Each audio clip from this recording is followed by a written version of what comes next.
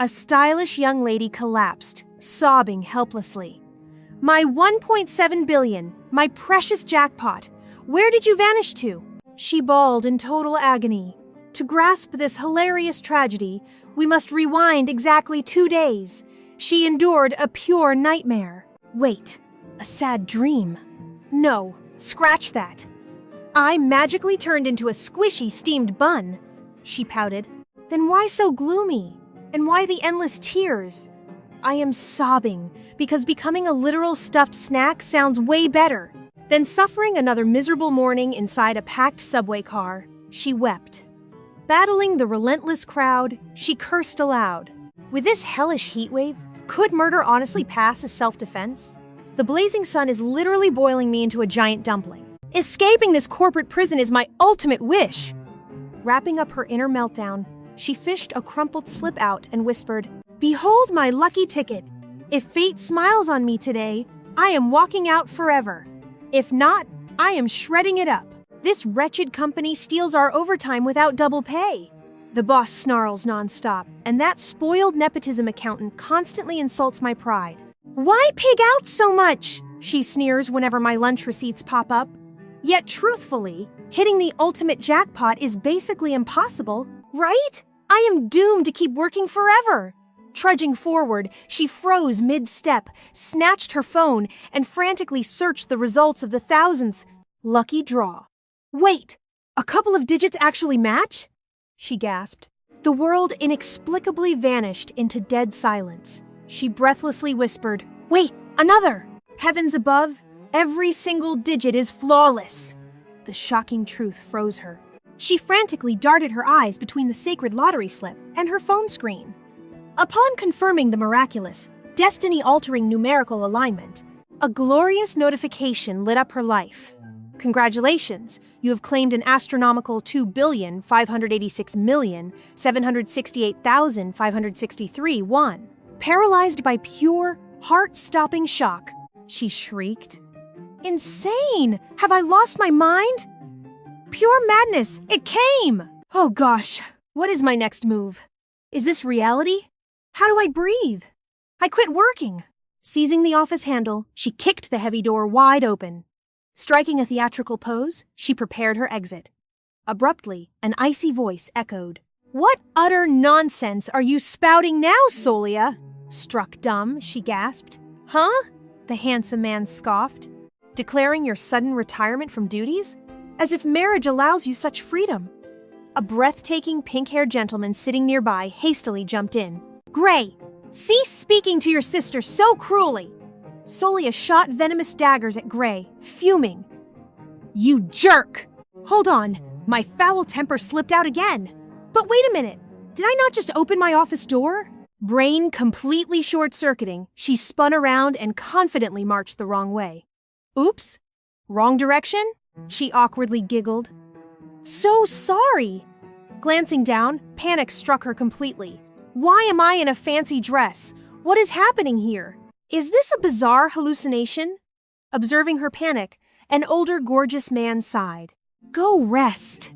Anne, lead Solia outside. Anne bowed deeply. "Yes, Your Grace. Let us go, my lady." Solia, hopelessly lost, mumbled, "Wait, oh." Dragged away in a trance, her inner monologue ran wild. Who was that devastatingly handsome older man? Since when does my dreary job hire supermodels? Seriously, where am I? Snapping out of it, Solia yelled. Anne, the loyal maid, whispered gently. "Please, my lady, speak freely," Solia demanded. "Where did you learn fluent Korean?"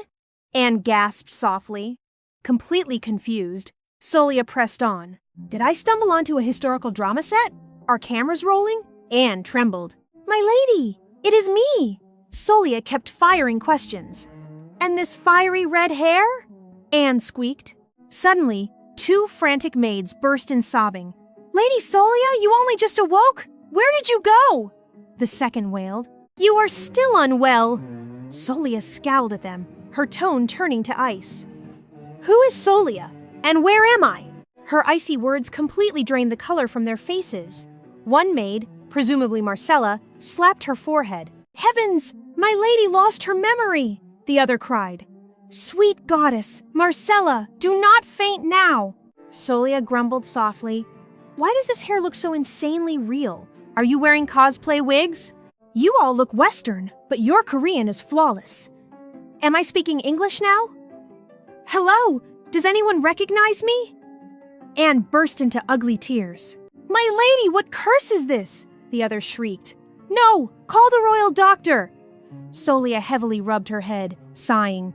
And this bright crimson wig? Your prank is really not funny. She grabbed a handful of fiery locks and yanked hard. The roots held, shooting agony across her scalp. She paled. Holy cow! This is not a fake wig! Anne wildly shrieked. A demon possessed my lady's hand! Solia sighed. What crazy nonsense is she spouting? Outside Solia's room, Anne stood with the doctor, whispering dramatically. My lady remembers absolutely nothing. I swear an evil spirit possessed her. I saw darkness swallow her right hand. I grabbed her hair and yanked. Meanwhile, the hog-tied Solia fumed inwardly. So this is why I am tied up? Seriously, what bizarre world is this? The gentle physician approached, whispering, What is your name? She shot back instantly. I am Yoon Ji Eun! Yoon Ji Eun! Forwards. And Yoon Ji Eun backwards! A panicked male voice shouted from the doorway. Solia ground her teeth. For the last time, I am demon-free! A frantic man barged inside, crying, Leah! Gray, her supposed brother, scoffed coldly. Father? She merely swooned for attention. Like her usual routine, the frantic Duke scolded. Gray, must you address your fragile sister so cruelly? Gray scoffed. She is faking it for sympathy. Disgust washed over Solia. This jerk again? Did nobody teach him basic manners? The physician whispered to the trembling Duke. Your Grace, the young lady has lost her memories. Spacing out, Solia mumbled. Now that you mention it, I definitely forgot something crucial. What was it? Then, the glorious truth struck her mind. That holy text. Congratulations, you have won 2,586,768,563 Staring at empty palms, Solia shrieked.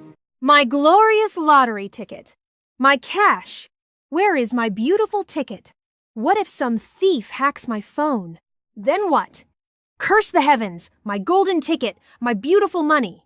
Wait a second. Watching Solia thrash while babbling nonsense, the loyal maid Anne panicked. Miss, please breathe.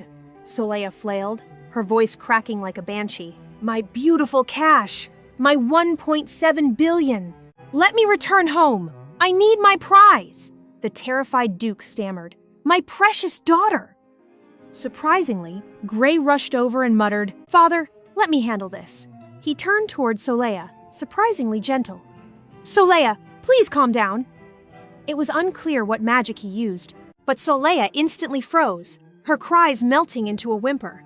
My 1.7 billion, lifting her trembling hand. Solia grieved silently. Why couldn't I wake up back in my tiny, pathetic studio apartment? This is a tragic joke. I am somewhere bizarre. Thick tears streamed down. 1.7 billion! Where did you bastards hide my fortune? She sobbed. Soul-crushing despair crashed over her. Even after taxes, 1.7 billion is absolute wealth. I could have cleared every single debt and bought a luxurious house with the leftovers. Why strike me down now? Why did not these magical doors open during my puberty? Breaking her tragic monologue, someone tiptoed inside, speaking softly. Lady Solia, I am your devoted maid Anne, and though you remember absolutely nothing right now, I will stay here to help you piece things back together. Solia offered a pitiful, tear-soaked smile. Could you help me track down my missing 1.7 billion? She thought sarcastically. I am smiling, but these heartbroken tears refused to stop. Would you like me to fetch some water, Lady Solia? Anne inquired with concern. Sure, whatever, Anne. Solia answered deadpan. At least I can speak freely with you. Is there anything else you need? Anne asked sweetly. Just the water? Soleya sighed dramatically. And my missing 1.7 billion? Suddenly, her gaze snapped sideways, completely zoning out. She dragged her feet to the window, utterly spaced out. This scenery is definitely not Korea. Where am I? Anne returned carrying an elegant tea tray, and spotting Soleya shivering, gasped in pure panic. Goodness, the wind is biting today, Lady Soleya! Why are you standing there without your thick coat?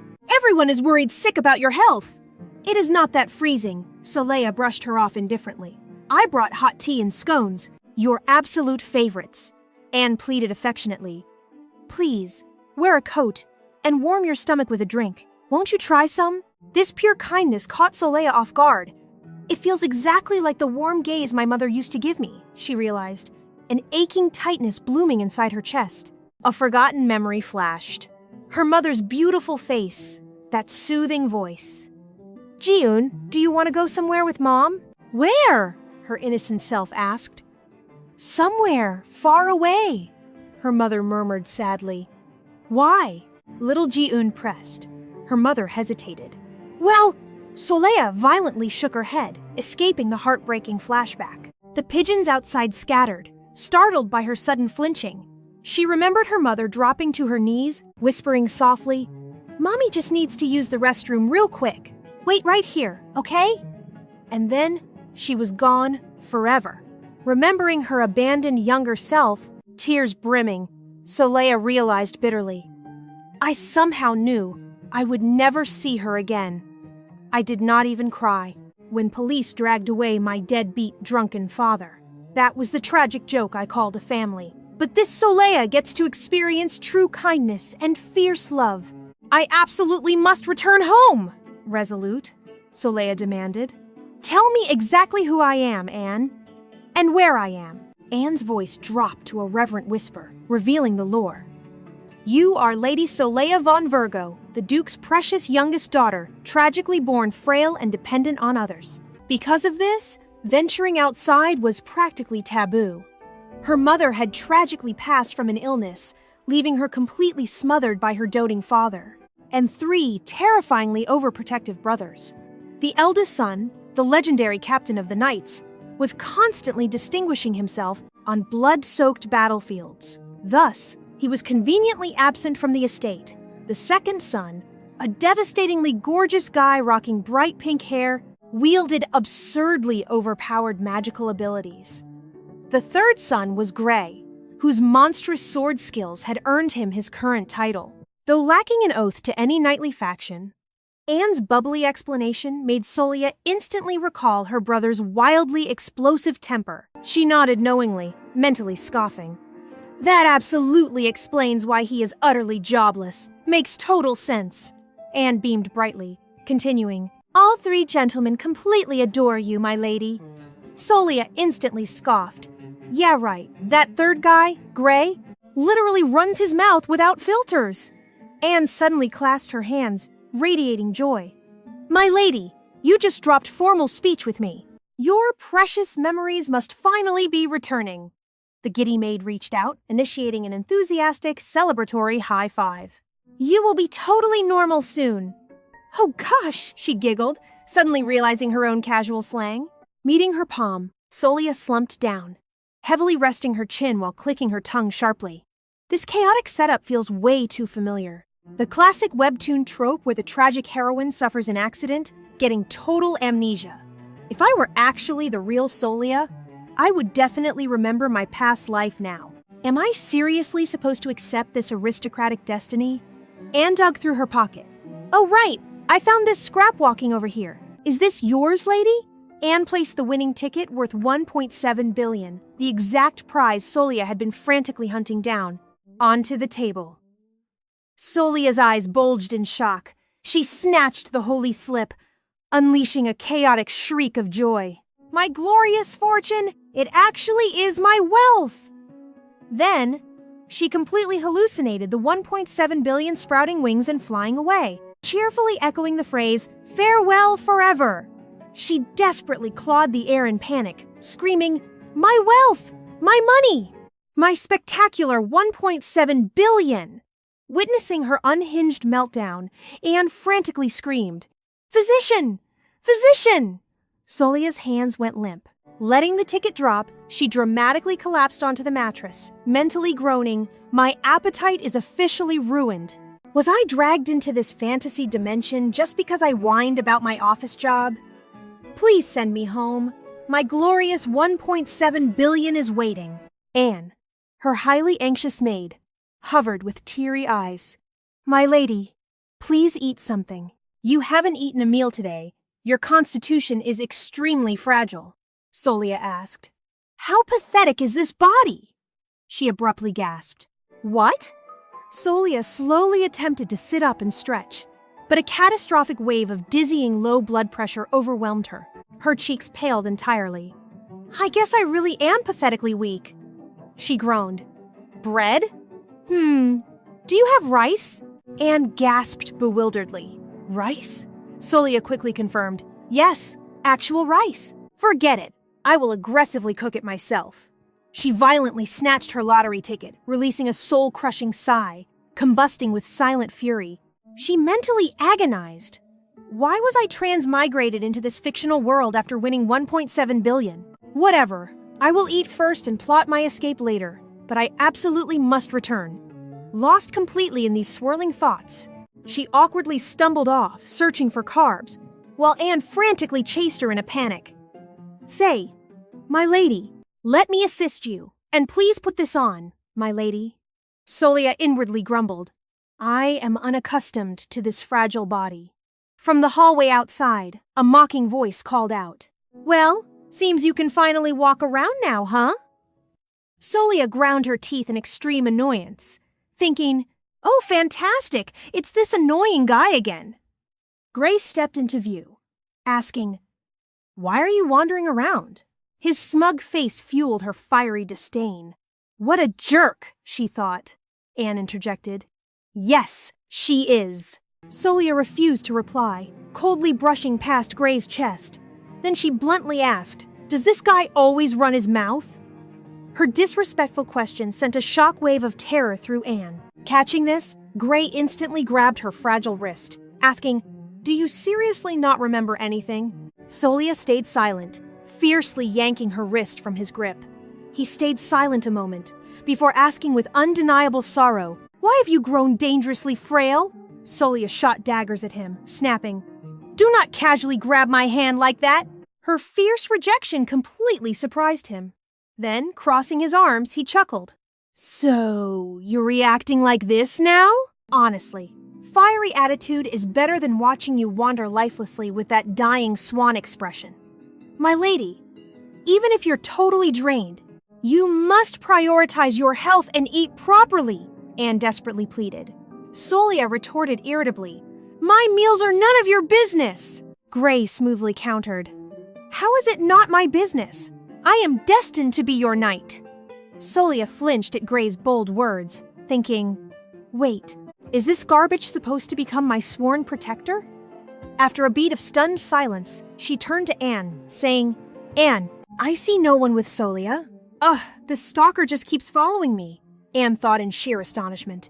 Solia referred to herself in the third person, while Gray chuckled softly, murmuring, "Because of Solia." She rolled her eyes, continuing to grumble.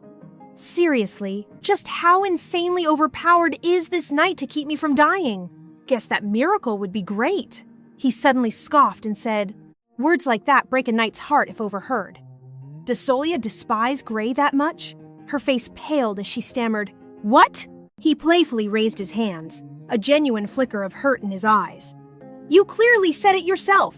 Gray completely heard everything. There is absolutely no one with Solia, right?" Solia was completely shocked. "He actually heard that?" She panicked. Trailing after her, Gray cheered happily. Solia must genuinely hate this guy, but this Gray here absolutely has to be Solia's knight. Exasperated, she snapped, "Quit trailing me!" The handsome rascal playfully cooed, "Is darling famished? Shall this devoted servant fetch royal snacks?" She pouted dramatically. "That sounds utterly divine." The smooth talker suddenly closed the gap, whispering delightfully, "My princess loathes heavy meals. Let us find delicate treats." Her cheeks burned bright. "Zip it!" Flashing a dazzling grin, he mocked. "Oh, somebody is furious!" She ferociously barked. "I commanded silence. You are endlessly running your mouth."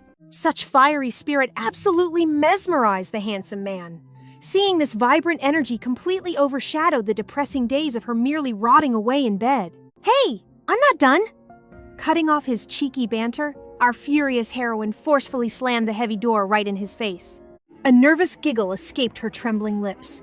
Pacing toward the velvet seat, she collapsed downward, her flushed cheeks burning, murmuring, "Fetch me savory bites. Absolutely anything edible works." The literal second her desperate demand ended, a creamy dairy beverage magically materialized nearby. He smirked.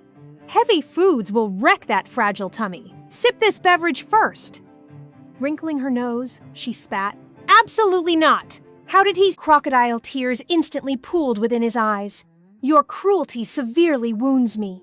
Witnessing this melodramatic theatrical performance, our exhausted female lead agonized. Such audacity!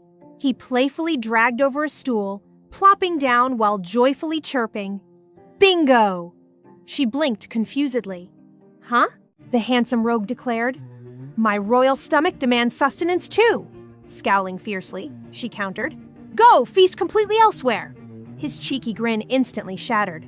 Recovering swiftly, he murmured softly, "Your memories remain entirely blank? Honestly, ignorance might bless you." Our heroine exhaled bewilderedly.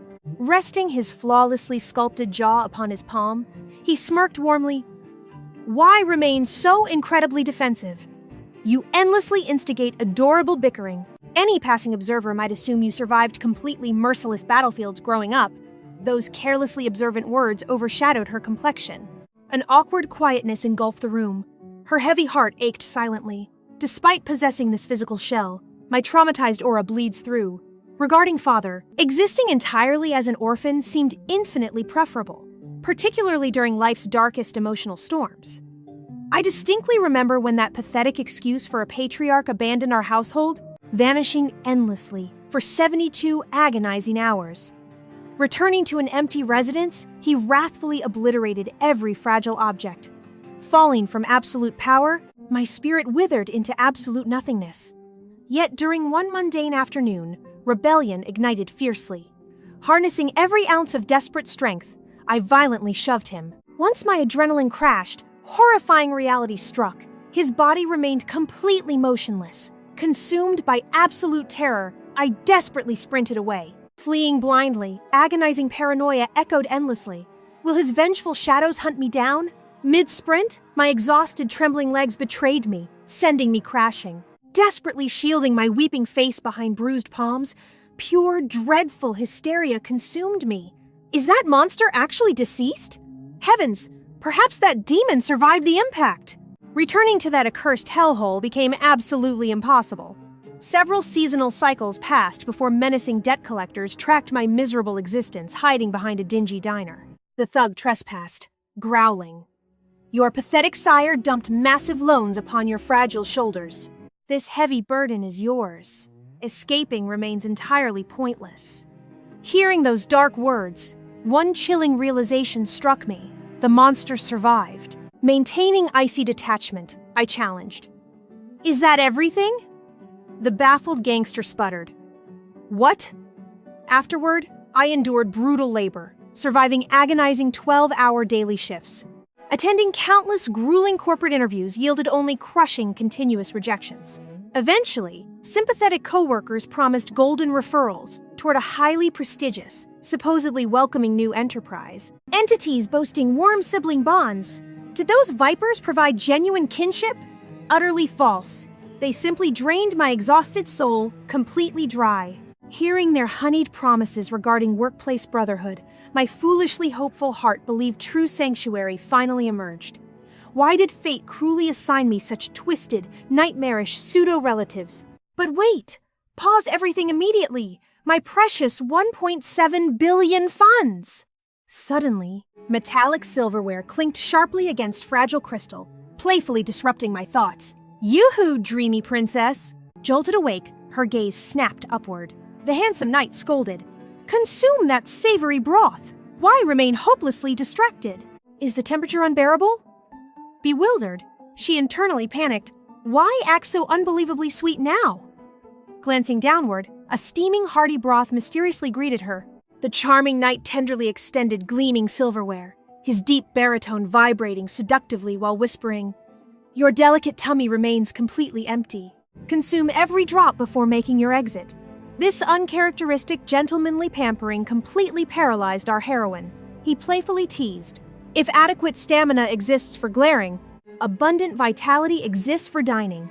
Wait, scratch that. Start chewing. This boiling broth sears your tongue, hindering consumption. Flustered, our frantic heroine hurriedly stammered, "My deepest apologies. Let me fetch another bowl." Gripping the polished silver desperately, she grumbled beneath her breath, "Whatever." Reluctantly lifting the savory liquid directly toward her trembling mouth, she internally realized, the temperature feels perfectly fine. Shortly afterward, the handsome rascal probed eagerly, "Does my darling lack grateful words?"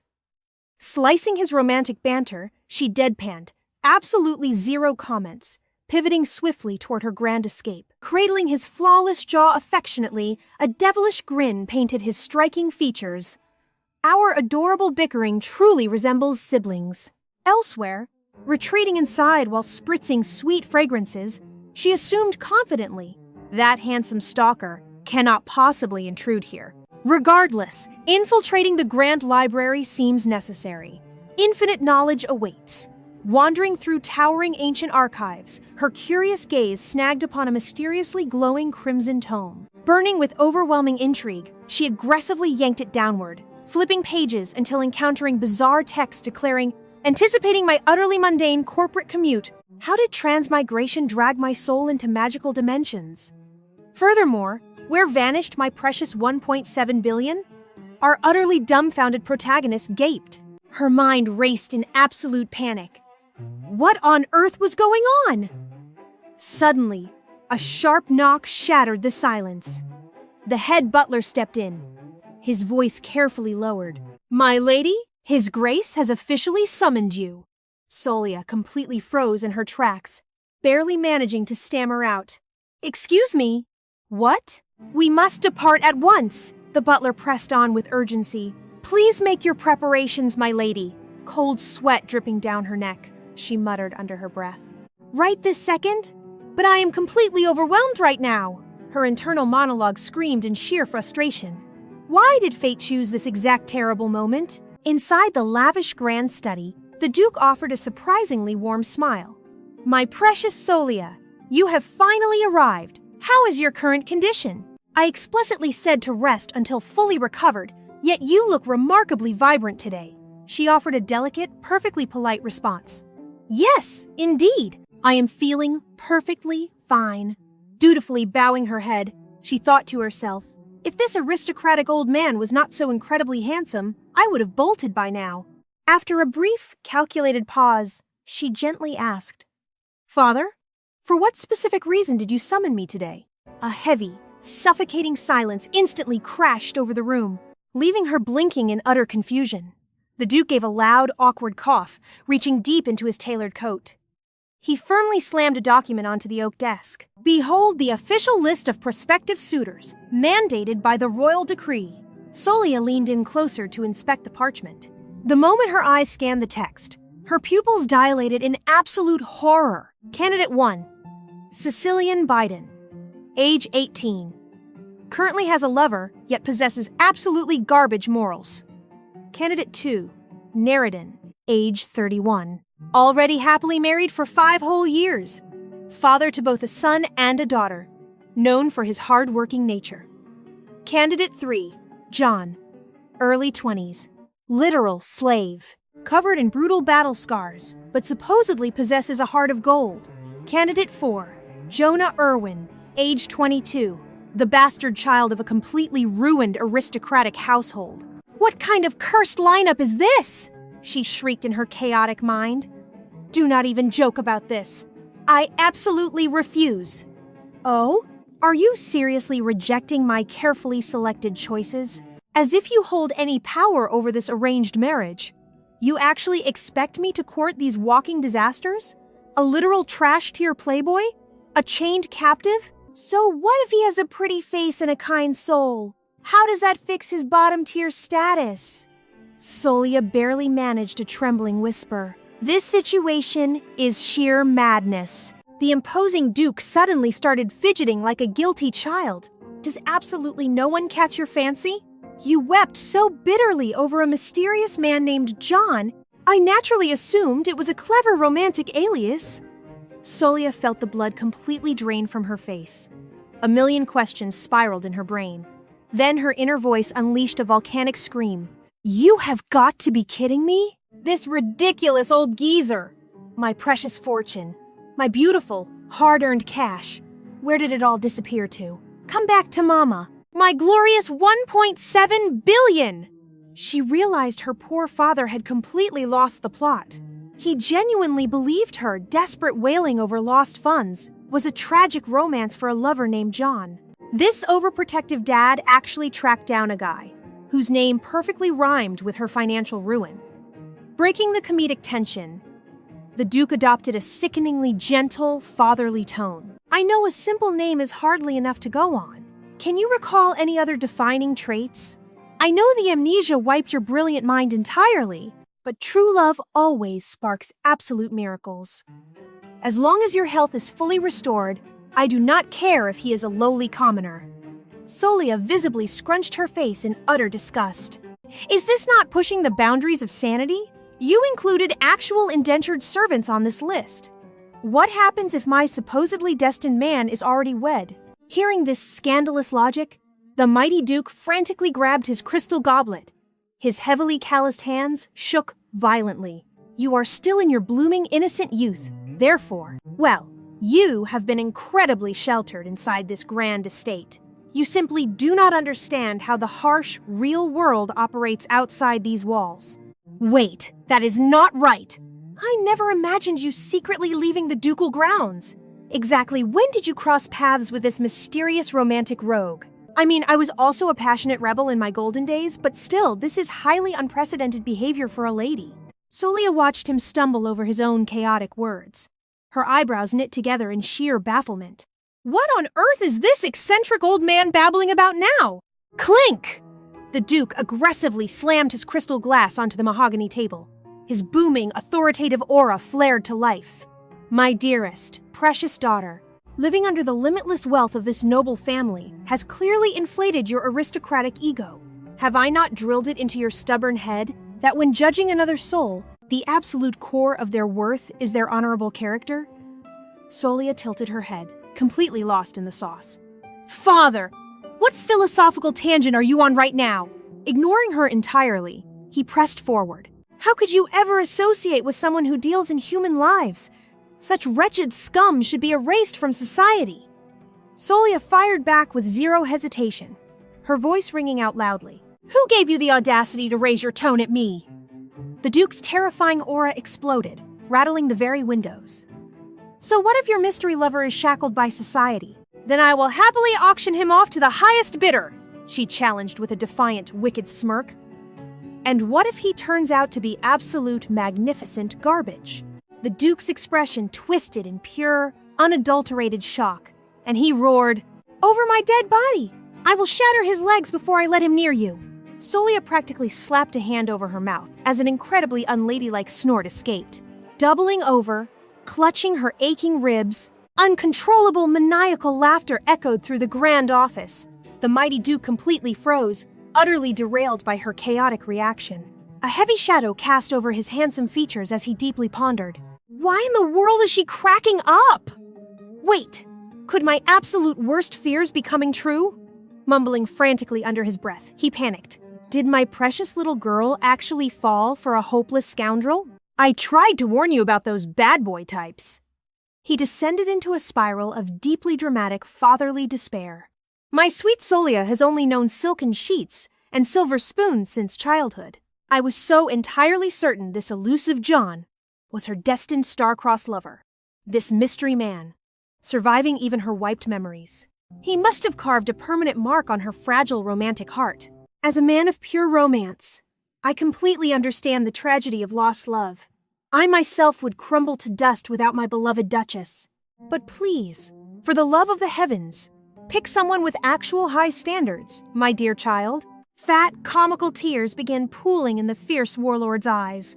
Sniffling fiercely, he wiped the moisture away and instantly restored his commanding aristocratic poise. I have made my absolute final fatherly decision. Give me a name! Who dares to bring tears to my precious daughter's eyes? Solia stared deeply at the plush carpet, offering a deadly calm response. Literally no one, my dearest father. My brain is a complete and utter blank slate.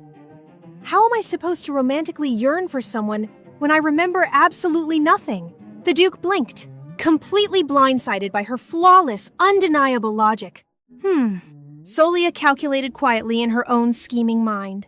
Though, honestly, who knows if the original owner of this fragile body ever even held hands with a single boy? Grace cried. She floated around like a pale ghost all day, mumbling, sorry, looking as if her very soul had just died. So there is zero chance she snuck out for a secret romance.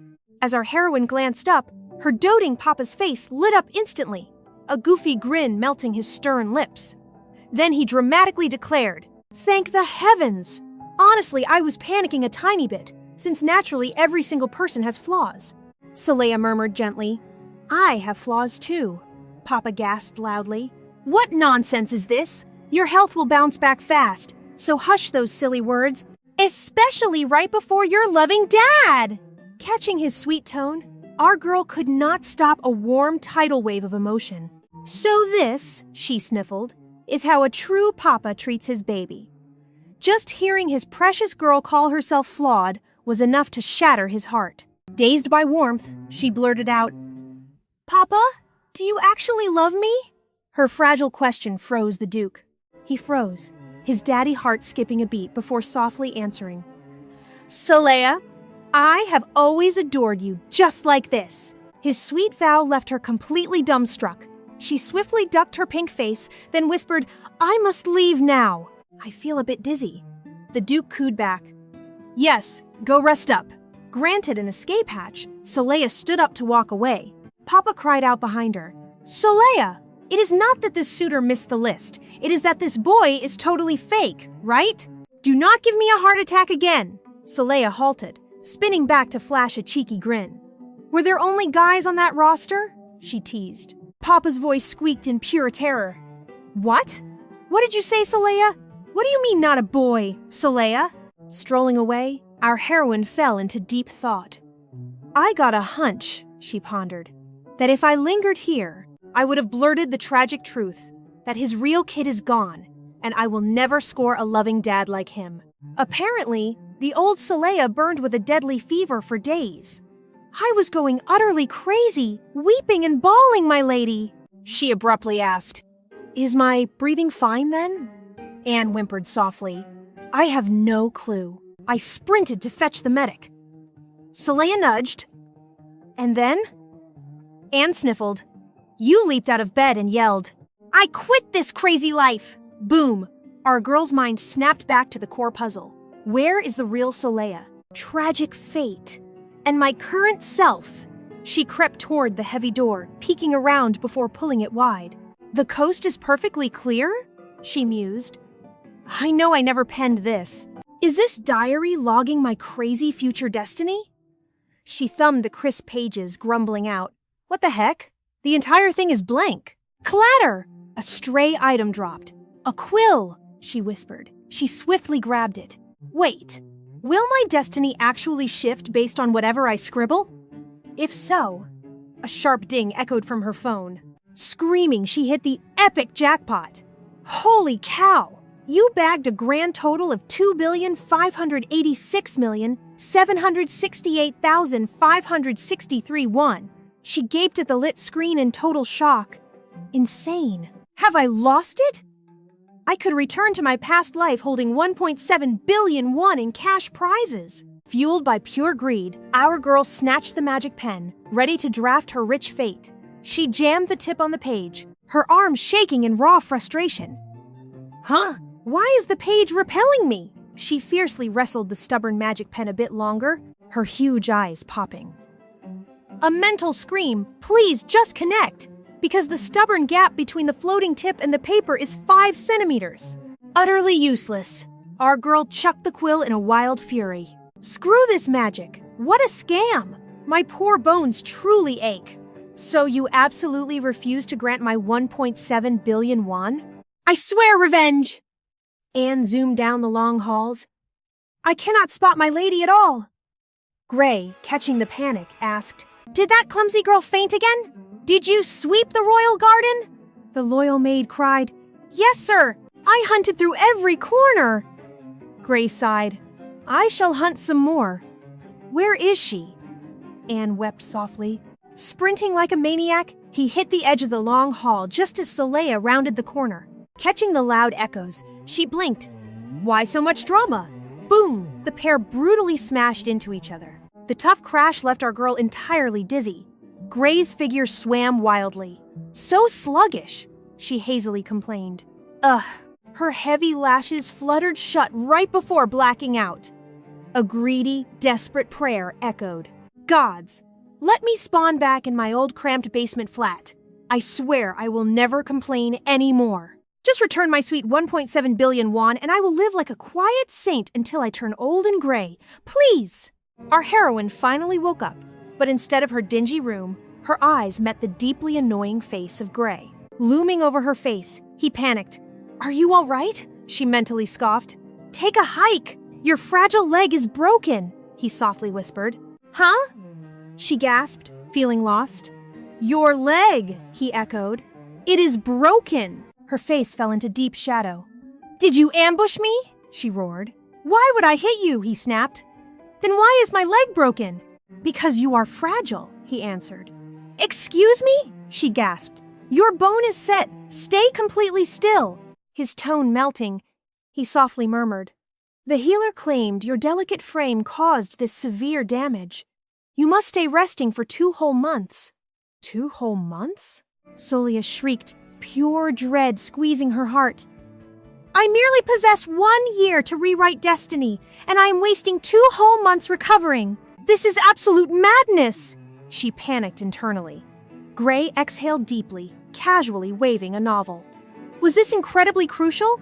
So incredibly vital that you completely missed my rather obvious approach? Solia spotted the specific volume she desperately rescued. It was currently trapped in his hands. Chilly sweat drenched her spine. It holds extreme importance, she stuttered, wildly remembering the text. I expected my corporate desk, so why did I awaken inside this magical realm? And where is my precious 1.7 billion cash? Gray stayed frustratingly mute. What happened? Why is this handsome jerk totally speechless? Solia fretted. Oh no! Gray clicked his tongue. Flushing deeply, he confessed. I read it. Invisible question marks floated above Solia's head. What on earth is that dramatic reaction? She panicked, her expression instantly dropping. Still completely flushed, Gray presented the novel. Do you genuinely enjoy consuming this spicy material? He fumbled. I never imagined discovering such naughty literature inside the library. So what? Solia snapped back, paralyzed by sheer embarrassment. I understand you are fully grown, he mumbled shyly. And since you rarely venture outside, your innocent curiosity is totally natural. But this content is bizarre. Excuse me? What exact genre did you assume this was? Solia demanded, her volume skyrocketing. Gray dramatically coughed, recalling the spicy cover of Lady Rem's Secret. It is, he whispered. Huh? Solia shrieked, her eyes stretching wide. She instantly pictured the dirty title he assumed. Where did my 1.7 billion vanish? Please just return me home. This. Hold on a second, she stammered chaotically. You reviewed it? How could it be that genre? Catching her defensive tone, he roared. How can you pretend to be so perfectly innocent? Solia panicked.